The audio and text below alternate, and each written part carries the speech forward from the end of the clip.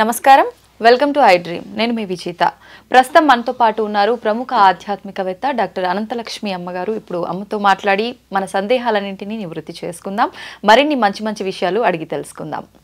అమ్మ నమస్కారం. అమ్మ నమస్తే అమ్మ. అమ్మ, ఈ మధ్యకాలంలో ఆడవాళ్ళలో చూసుకుంటే ఎక్కువగా పీరియడ్స్కి సంబంధించిన ఇబ్బందులు చాలా వరకు ఎక్కువగా చూస్తున్నామమ్మా. అవునమ్మా. చాలా మందిలో బాగా ఆలస్యం అవ్వడము, ముందుగానే వచ్చేయడము, లేదంటే ఎక్కువగా బ్లీడింగ్ అవ్వాల్సిన దానికన్నా ఎక్కువ అవడం, రకరకాల సమస్యలమ్మా. అసలు నిజంగా పూర్వకాలంలో చూసుకుంటే ఇలాంటి సమస్యలు ఏమీ ఉన్నట్టుగా అసలు ఎప్పుడు వినలేదమ్మా. నిజంగా ఎలాంటి జాగ్రత్తలు తీసుకుంటే ఇలాంటి సమస్యల నుంచి బయటపడవచ్చు అంటారమ్మా? ఆ రోజుల్లో పెద్దగా చెప్పలేదు కనుక, కానీ ఇన్ని మాత్రం లేవు. కాకపోతే వాళ్ళు రోగం గురించి చెప్పుకోలేదు, కానీ వాళ్ళు మాకు పీరియడ్స్ వచ్చాయని చెప్పుకోవడానికి మొహమాట పడలా. అది సమస్య. ఇప్పుడు మొహమాట పడుతున్నారు. అవునమ్మా. ఇప్పుడు పురుషులతో పాటు సమానంగా మేము పనిచేస్తామని బయటకు వచ్చినప్పుడు శారీరకమైనటువంటి తేడా ఉంది కదా, దీన్ని పరిగణనలోకి తీసుకోవాల్సిన అవసరం ఉన్నదా లేదా? ఉంది. అది తీసుకోకుండా వాళ్ళతో సమానంగా చేద్దామని మనం అనుకుని, మాతో పాటు సమానంగా జీతాలు తీసుకుంటున్నారు గనక చేయక చస్తారా అని వాళ్ళు మన నెత్తిని రుద్ది ఎంత నిజాయితీగా చేసినా ఇవి రావడం వల్ల కూడా కొన్ని సమస్యలు ఉన్నాయి. ప్రధానంగా కావాల్సింది ఏమిటంటే, శరీరంలో పెద్ద అలజడి జరుగుతుంది కదా పీరియడ్స్ వచ్చినప్పుడు, అప్పుడు దానికి కాస్త విశ్రాంతి ఇవ్వద్దా? ఇవ్వాలి. ఇది మనసు మీద ప్రభావం చూపిస్తోందని అందరికీ తెలుసు కదా. అప్పుడు చికాగ్గా ఉంటాం కొద్దిగా, అయ్యో మామూలుగా కన్నా కాస్త ఇరిటబిలిటీ ఎక్కువ ఉంటుంది.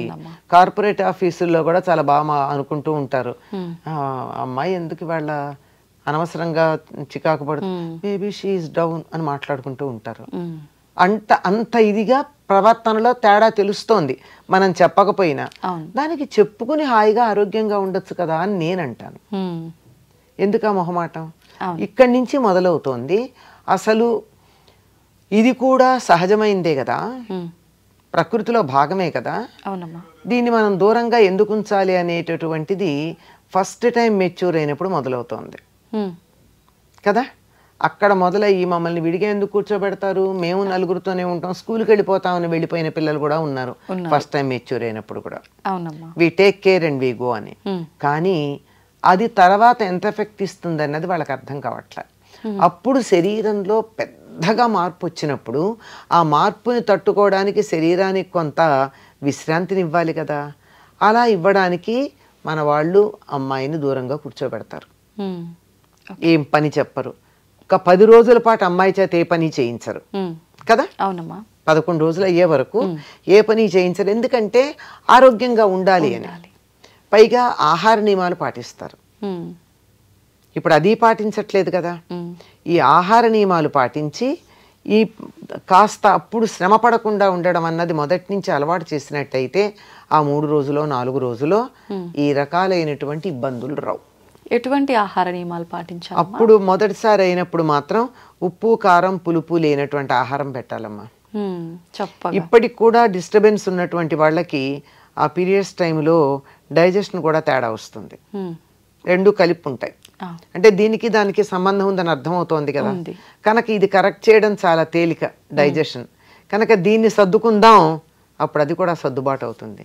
కనుక మొదటి 3 సార్లు అమ్మాయికి పులగం అన్నం తప్ప మరొకటి పెట్టేవాళ్ళు కాదు పూర్వం. పులగం అంటే కిచిడీ కాదు, బియ్యము, పెసరపప్పు, జీలకర్ర, మిరియం అంతే, ఉప్పు ఉండదు, నెయ్యి, కారం లేదు. నెయ్యి, కారం కావాలంటే అందులోనే మిరియం గింజే, నంచుకునేటందుకు బెల్లం. బెల్లంలో కొంచెం ఉప్పు కూడా ఉంటుంది పంచదార కన్నా, అంతే, నంచుకునేందుకు బెల్లం. ఇలా రాత్రిపూట పాలన్నం, పెరుగేరు మళ్ళీ. ఎందుకనమ్మా పెరుగు ఎందుకు తినకూడదు ఆ టైంలో? పెరుగు పులుపు, తర్వాత ఒంటికి చలవ చేసేస్తుంది పెరుగు. అంత చలవ అప్పుడు అవసరం లేదు, అందుకని పెరుగు వేయరు. ఇప్పటికి కూడా బాగా పల్లెటూళ్ళల్లో పాడి పంట ఉన్నవాళ్ళు రాత్రి పాలన్నం తింటారు, పగలు పెరుగన్నం తింటారు. చాలా మంచిది రాత్రి పెరుగు తినకుండా ఉండడం. అందువల్ల అటువంటి ఆహారం పెట్టాలి. ఇంకా పైగా వాళ్ళకి ఏదన్నా ఆకలి అనిపిస్తే, అనిపించినా అనిపించకపోయినా బలవంతంగానైనా చిమ్మిలి పెడతారు. అంటే అమ్మా చిమ్మిలి నువ్వులు బెల్లం ఆహా మిశ్రమం. నువ్వులు బాగా దంచాలి, తొందరగా అరగడం కూడా కష్టం, చిన్నవి కదా, అందుకని దంచి నువ్వులు బెల్లము వీలైతే ఎండు కొబ్బరి వేసి దంచి చక్కగా ఉండలు చేసి చిమ్మిలి అంటారు. ఆ పిల్ల చేత వీలైనంత తినిపిస్తారు. అందుకని వచ్చిన వాళ్ళందరూ కూడా అదే పంచుతారు. అవును, చిమ్మిలి ఎప్పుడు పెడతావా అని అడుగుతారు అమ్మాయిని. అది చాలా మంచిది ఆరోగ్యానికి. ఎందుకు అంటే చిమ్మిరి తిన్నట్టయితే లోపల ఎక్కడన్నా క్లాట్స్ ఉండిపోతే వెళ్ళిపోతాయి. ఓకే, వెళ్ళిపోతాయి. ఇప్పటి నుంచి అమ్మాయికి ఇంతకు ముందు కన్నా ఎక్కువ కాల్షియం అండ్ ఐరన్ కావాలి. కాల్షియం ఏమో ఎముకలు బలంగా ఉండడానికి, ఐరన్ ఏమో పోయిన రక్తాన్ని మళ్ళీ నింపడానికి. కనుక ఈ రెండు మనకి ఇవ్వగలిగినటువంటిది చిమ్మిరి. అందుకని చిమ్మిరి పెడతారు. ఆ రెండు రావడంతో పాటుగా ఈ రెండు నువ్వులు బెల్లం కలిపినటువంటి దానికి కలిగించే వేడికి లోపల ఎక్కడన్నా క్లాట్స్ మిగిలిపోతే వెళ్ళిపోతాయి. ఈ క్లాట్స్ మిగిలిపోతే కదా చాలా రకాలైన అనారోగ్యాలు వచ్చేది. అవునమ్మా, అందుకని ఫ్లష్ అవుట్ అవ్వకపోవడం వల్ల కనుక అది పెడతారు. ఇంతవరకే ఆహారం. ఇంకా ఏదన్నా కావాలనిపిస్తే ఉప్పు వేయకుండా గారె చేసి పెడతారు, అంతే. తీపి తినొచ్చు, ఉప్పు కారాలు లేకుండా, ఎన్ని రకాల తీపి అయినా తినొచ్చు. ఇది అప్పటి నియమం. మొదటి 3 సార్లు గనక పాటించగలిగినట్టయితే ఆ సమయంలో నొప్పి వస్తూ ఉంటుంది. మన వాళ్ళు తెలుగులో చక్కగా చెప్తారు, ముట్టు కడుపు నొప్పి అంటారు. అంటే ఆ ఫ్లష్ అవ్వడానికి అది చాలా ఇబ్బంది పడుతూ ఉంటుంది లోపల నుంచి, లేదా ఓవర్ అవుతూ ఉంటుంది. ఈ రెండింటిని కంట్రోల్ చేయాలి జీవితాంతం అంటే మొదటి 3 సార్లు పూర్తి రెస్ట్.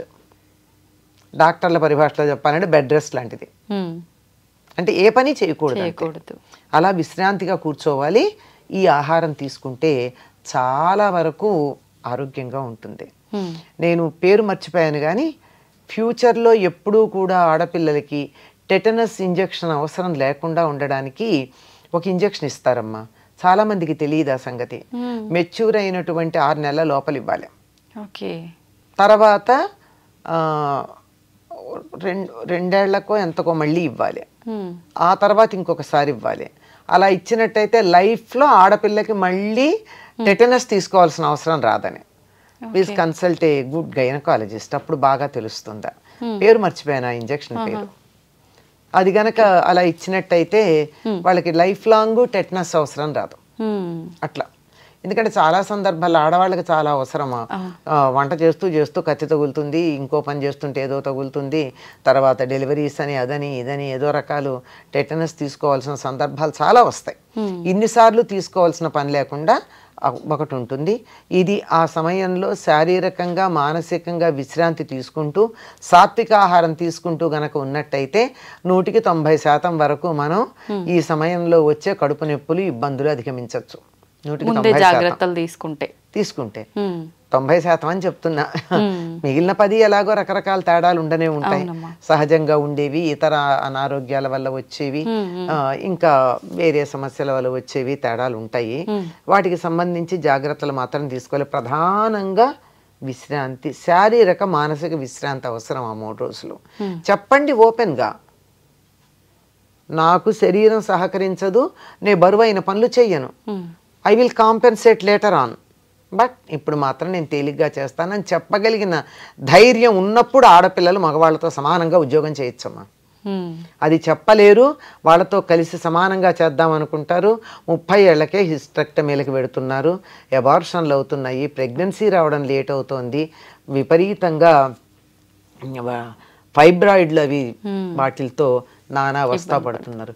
ఎందుకమ్మా అనారోగ్యం కొని తెచ్చుకోవాలి? తర్వాత ఆ సమయంలో పాటించే హైజీన్ సరిగ్గా లేకపోవడాలు, సరైన అవగాహన లేక చేసేటటువంటి పనులు చాలా ఉన్నాయి. అతి తెలివిగా టూ మోడర్న్ అనుకుని, టూ అడ్వాన్స్డ్ అనుకుని అవలంబించే పద్ధతులు, ఇలాంటివన్నీ కూడా చాలా అనారోగ్యాన్ని తీసుకొచ్చి పెడుతున్నాయమ్మా. ఆడవాళ్ళల్లో చాలా త్వరగా అనారోగ్యానికి పాలయ్యేటటువంటి భాగం యుట్రస్ మాత్రమే. వెరీ ససెప్టబుల్, అక్కడే వస్తుంది ఏది వచ్చినా. దాన్ని జాగ్రత్తగా చూసుకోగలిగితే చాలు. అమ్మా, ముందు జాగ్రత్తలు తీసుకుంటే ఇలాంటి ఇబ్బందులు రాకుండా 90% అవకాశం ఉంది.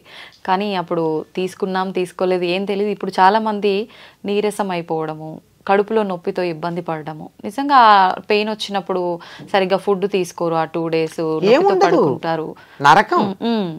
ఆ నొప్పి నుంచి ఉపశమనం కలగాలంటే చిట్కా ఏమైనా ఉందమ్మా దానికి? చిట్కా ఏముందమ్మా, పాలన్నం తినండి మొదటిది, అంతే సరిపోతుంది. ఉప్పు కారాలు తగ్గించే, అది ప్రధానంగా కనపడేది అదొకటే. మిగిలింది వైద్యుడి దగ్గరికి వెళ్ళండి. నాకు తెలిసినంతలో హోమియోలో దీనికి మాత్రం అద్భుతమైనటువంటి వైద్యం ఉందమ్మా. ఓకే, కొన్ని వందల మంది ట్రీట్ అవ్వడం నేను నా కళ్ళతో చూసా. రేపు ఫైబ్రాయిడ్ ఆపరేషన్కి వెళ్ళాలన్న వాళ్ళని కూడా మీ ఒక్క 15 రోజులు, ఒక్క 2-3 వారాలు ఓపిక పట్టగలరా అని అడిగి మందులు ఇచ్చి తగ్గించినట్టు 6 నెలల్లో తగ్గించినటువంటి కేసులు జస్ట్ హోమియో. ఓకే, అంటే ఆయుర్వేదంలో ఉన్నాయో వేటిలో ఉండుండొచ్చు, నాకు తెలియని సబ్జెక్ట్ నేను చెప్పలేను కనుక ఇది నేను కళ్ళతో చూసిన విషయం చెప్తున్నా. ఓకే, నిజంగా మీరు చెప్పినట్టుగా మాట్లాడలేకపోవడం ఒక రీజన్, అదే ప్రధానం. ఆ టైంలో పనులు చేయడం, ఇలాంటివి నిజంగా తగ్గించుకుంటే కొంతలో కొంత బయట అవకాశం ఉంటుందమ్మా. ఆ సమయంలో విశ్రాంతి ఇవ్వండి. మానసికంగా కూడా ఒత్తిడి వద్దు, శారీరకంగా వద్దు, రిలాక్స్. అందరూ ఏదో వీకెండ్స్కి వెళ్ళి రిలాక్స్ అవుతాం, వెకేషన్లో రిలాక్స్ అవుతాం, బ్లో అవుట్ ఇలాంటి మాటలు చాలా మాటలు, అవన్నీ పక్కన పెట్టండి. అంటే అవి చేయొద్దంటల్లా. ఆడవాళ్ళు మాత్రం నెలకు 3 రోజులు రెస్ట్ తీసుకోండి చాలు. నిజంగా చాలా హెల్ప్ అవుతాయమ్మా మీ మాటలు మా అందరికీ. ఎందుకంటే ప్రాక్టికల్గా ఉపయోగపడ్డ మాటలే నేను మీకు చెప్పాను. నాకు తెలియని విషయాల జోలికి నేను చెప్పాల. చాలా ప్రధానమైంది, మన చేతులతో మనం కొని తెచ్చుకున్న సమస్య, మనం తలుచుకుంటే క్షణంలో దాటగలిగింది ఏమిటంటే డిస్టర్బింగ్ ది బయో క్లాక్. రాత్రుళ్ళు మేలుకుని పగలు పని చేయడం, పగలు నిద్రపోవడం అన్నది ఉంది. దానివల్ల చాలా సైకిల్ దెబ్బతింటుంది, దానివల్ల అన్ని రకాల సమస్యలు వస్తున్నాయి. Even for pregnancy it is a problem. Okay, రాత్రిళ్ళు మేలుకుని పగలు పని చేయడం కాదు, పగలు నిద్రపోవడం, ఇది చాలా తప్పు. రాత్రిళ్ళు పడుకోండి, పగలు పని చేయండి, ఇర్రెగ్యులారిటీ తొందరగా సర్దుకుంటుంది. ఓకే, ఇది మెయిన్ చాలా ముఖ్యమైనటువంటిది. మనం తీసుకునే ఫుడ్ ఎంత ఇంపార్టెంటో నిద్ర కూడా అంతే ఇంపార్టెంట్. నిద్ర కాదు, బయో క్లాక్. నిద్రపోవడం ఎంత అన్నది కాదు లెక్క, రాత్రి మేలుకోవడం, పగలు మార్చేయడం. సంతోషం అమ్మా, ధన్యవాదాలు.